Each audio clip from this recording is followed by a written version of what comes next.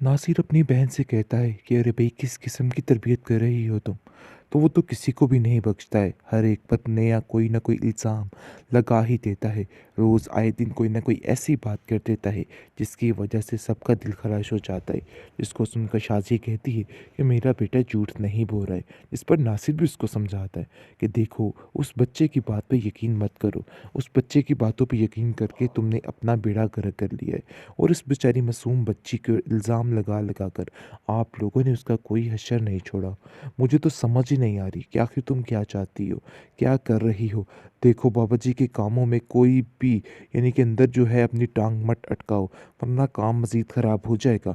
वो काफ़ी ज़्यादा नाराज़ हैं और कहते हैं कि इनके घर में काफ़ी ववेला मचा होता है। तुम्हें आप ही अपनी ज़ुबान पर कंट्रोल करना होगा। लेकिन शाज़िया की बात पर कहाँ कोई कंट्रोल कर सकता है, उसकी ज़ुबान तो पकड़ी नहीं जा सकती, जिसकी वजह से सब काफ़ी ज़्यादा परेशान हैं।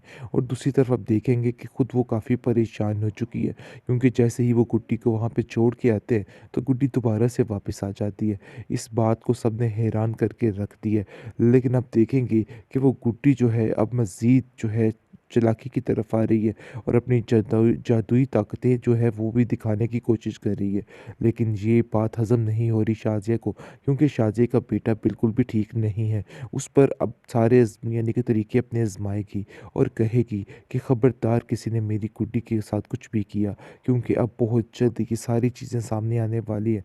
गुड्डी भी तंग आ चुकी है इन सब बातों से और वो भी थक चुकी है कह के कि मेरे अंदर कुछ भी नहीं है, मैंने ऐसा कुछ भी नहीं किया है। लेकिन उसको इस चीज़ का अफ़सोस है कि अगर किसी को इस गुड्डी के बारे में यानी कि स्वीटी के बारे में पता चल गया तो वो इसको मेरे से छीन लेंगे। इस बात के खौफ ने उसको परेशान कर दिया है। इस पर आप देखेंगे कि वो कहती है कि अगर स्वीटी को तंग ना किया जाए तो वो किसी को कुछ नहीं कहती है।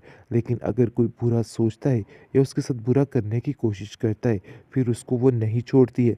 ये बात आप लोग भी ज़हन में रखें। औरंगज़ेब अभी भी किसी की बात पे यकीन नहीं कर रहा और कह रहा है कि न जाने किस-किस किस्म की फ़िज़ूल बातें कर रहे हो। मुझे आप लोगों की समझ नहीं आ रही। और वैसे भी शाज़िया, तुम्हें अब गुड्डी का पीछा छोड़ देना होगा। कब तक इस तरह उसको ज़माने भर में ज़लील करती रहोगी? मैं भी इन सब बातों से तंग आ गया हूँ। लेकिन गुड्डी बहुत ज़्यादा परेशान हो चुकी है और उसको समझ ही नहीं आ पा रही और वो सोचती है कि काश वो अपनी खाला के घर से आती ही ना, उसके पास ही रहती। आखिर कैसे वो चच्ची जान की बातों में फिर आ गई और फिर दोबारा से इसी जहन्नम में आ गिरी। लेकिन अब कहती है कि पछताने का कोई फ़ायदा नहीं और स्वीटी को कहती है कि पता नहीं इन सब बातों का हल क्या है, मुझे तो कुछ समझ नहीं आ रही है। ऐसा लगता है कि चच्चा जान भी चच्ची के साथ मिले हुए हैं और इनका आपस में एक ही मकसद है, लेकिन जानबूझकर मुझसे ऐसे ये सारी हरकतें इसलिए की जा रही हैं ताकि मुझे महसूस ना हो। लेकिन कहीं न कहीं वो ये बात जान चुकी है। आप देखेंगे कि जैसे ही ये पीर उनके घर आ जाता है, शाज़िया की तबीयत दिन ब दिन काफ़ी ख़राब रहने लग जाती है और वो काफ़ी ज़्यादा उचाट भी रहने लग जाती है, क्योंकि वो उसके ज़हन से निकालने की कोशिश कर रहे कि आपके घर में कुछ नहीं है और वो स्वीटी के बारे में कुछ भी उसे नहीं बताता है, क्योंकि वो जानता है कि अगर स्वीटी के बारे में कुछ ऐसा बता दिया तो मामला काफ़ी गड़बड़ हो जाएगा। इसलिए वो गुड्डी को कहता है, गुड्डी बेटा, क्या तुम मुझे बता सकती हो कि असल माजरा है क्या? ये स्वीटी कौन है और क्या कर रही है? आखिर कुछ ना कुछ तो गड़बड़ ज़रूर है। जिस पर स्वीटी गुड्डी इनकार कर देती है और कहती है कि नहीं, मैं स्वीटी के बारे में कुछ नहीं बताऊंगी। मैं बस इतना जानती हूँ कि ये मेरी मामा का दिया हुआ आखिरी तोहफा है, इसके अलावा कुछ नहीं। ड्रामा सीरियल गुड्डी की नेक्स्ट आने वाली एपिसोड काफ़ी इंटरेस्टिंग है। नाज़रीन, जैसा कि शाज़िया ने बुरा चाहा है इस बेचारी मासूम बच्ची का और उसको उसके लिए यानी कि तरह तरह के बुरे रास्ते इख्तियार कर रही है, लेकिन वो नहीं जानती कि ये रास्ते उसके लिए ही आसान हो रहे हैं और उसकी हर मुश्किल, हर परेशानी बहुत जल्द दूर हो रही है। क्योंकि जैसे ही नासिर घर में आ चुका है, वो देख रहा है कि उसकी बहन शाज़िया उसके साथ बहुत बदतर सलूक कर रही है। वो उसको कहती है कि आखिर तुम ऐसा कैसे कर सकती हो एक मासूम बच्ची के साथ, इतना इतना जुल्म, आखिर ऐसा कैसे हो सकता है?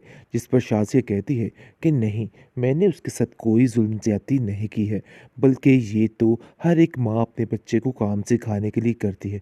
और वैसे भी जिस काम के लिए तुम इधर ठहरे हुए हो ना, बस वही काम करो और कोई भी काम करने की ज़रूरत नहीं है।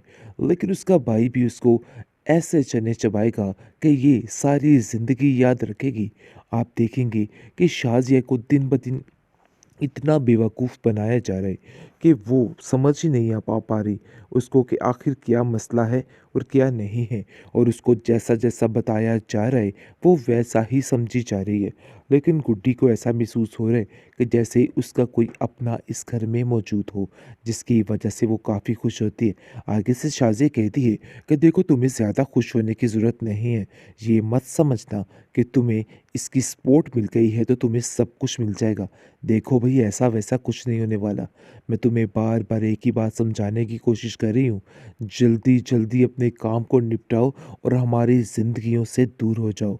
गुड्डी बहुत रोती है और कहती है कि आखिर चच्ची जान मुझसे इस तरह के लहजे में क्यों बार-बार पेश आती हैं? मैं तो उनका बुरा नहीं चाहती हूँ, लेकिन फिर भी ऐसा क्यों होता है? वो अपने चच्चा जान से भी बात करती है कि आखिर मैंने आप लोगों का क्या बिगाड़ा है? क्यों आप लोग मुझसे इतनी नफ़रत करते हैं? जिस पर उसका चचा कहता है कि तुम फ़िक्र मत करो, सब ठीक हो जाएगा। यानी कि उसको तो चालाकी बड़े बेहतरीन तरीके से करनी आती है। लेकिन शाज़िया आउट ऑफ कंट्रोल हो चुकी है और वो थक चुकी है हर बात को सह के। सहने से मुराद है गुड्डी को इस घर में रख के, क्योंकि वो एक पल के लिए भी किसी को बर्दाश्त नहीं कर सकती। ये उसकी बहुत बड़ी मजबूरी है जो कि उसको इस गुड्डी को बर्दाश्त करना पड़े। लेकिन गुड्डी बहुत ज़्यादा परेशान हो चुकी है और उसको समझ ही नहीं आ पा रही, और वो सोचती है कि काश वो अपनी खाला के घर से आती ही ना, उसके पास ही रहती। आखिर कैसे वो चच्ची जान की बातों में फिर आ गई और फिर दोबारा से इसी जहन्नम में आ गिरी। लेकिन अब कहती है कि पछताने का कोई फ़ायदा नहीं, और स्वीटी को कहती है कि पता नहीं इन सब बातों का हल क्या है, मुझे तो कुछ समझ नहीं आ रही है। ऐसा लगता है कि चचा जान भी चच्ची के साथ मिले हुए हैं और इनका आपस में एक ही मकसद है, लेकिन जानबूझकर मुझसे ऐसे ये सारी हरकतें इसलिए की जा रही हैं ताकि मुझे महसूस ना हो। लेकिन कहीं न कहीं वो ये बात जान चुकी है।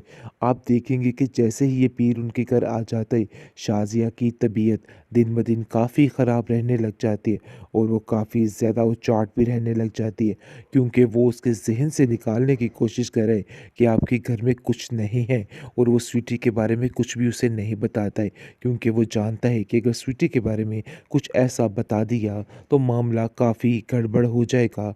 इसलिए वो गुड्डी को कहता है, गुड्डी बेटा, क्या तुम मुझे बता सकती हो कि असल माजरा है क्या?